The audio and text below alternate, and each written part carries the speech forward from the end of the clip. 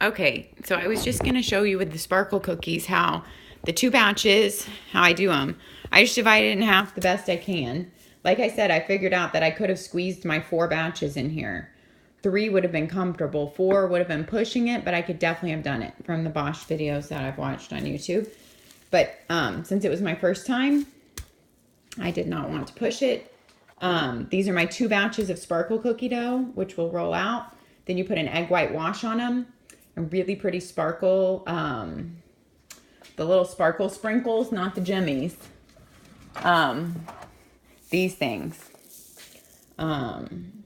Wilton is the best. Dark green sugar sprinkles. The sugar sprinkles really do add to the taste of the cookies, but we use red and green, and we sometimes even use the multi.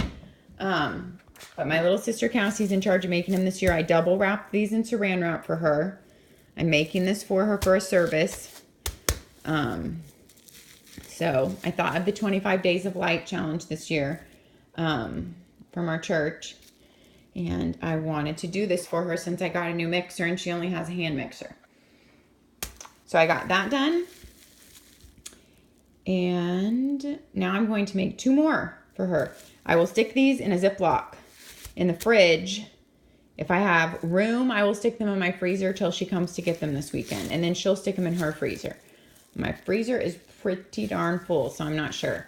Here's showing you the front of the Universal. This is a manual, just a manual boost. Kind of like a blender, like boom, boom, like just really quick. You hold it on, which is nice to pulse.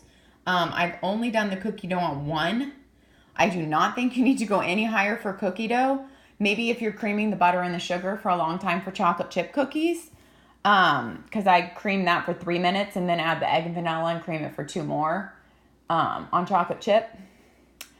That is a trick to make them really, really delicious and perfect. But for once you add the flour, you do not want to mix much. So that's where the pulse will come in handy with the flour, and only go to 1 once you add the flour. You can't really overmix butter and sugar, but it just didn't need me to go any higher than 1 on these cookies.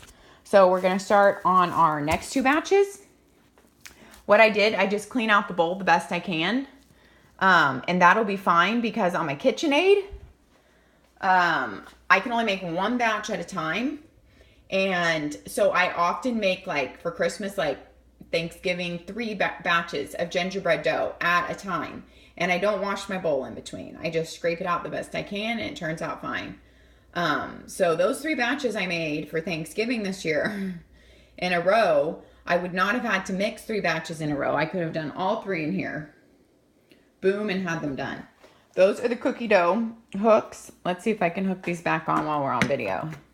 Because I haven't really learned this mixer well enough since it's my first time. There. Yeah, it's really simple. Everything about the Bosch is really simple. The bowl twists off really simple. The tops twist on really simple. I love that it's simple. You can supposedly put it all in the dishwasher except for this metal part, but you could put these. But I don't dishwash stuff like this, so I won't be doing that. But okay, we are moving on to our next 2 batches. And hopefully I will remember to... There's our Christmas tree with the tripod I was using earlier right in the middle. But hopefully I will remember to show you the sparkle cookies. And here's some peppermint carnations. I just picked up the other day at Sprouts because I knew, number 1, that Liam would really love them. Liam loves when I bring home flowers more than I do. And I probably only do it once a year, maybe twice. But anyway, there's our tree. At Christmas. And thank you for watching and have a Merry Christmas.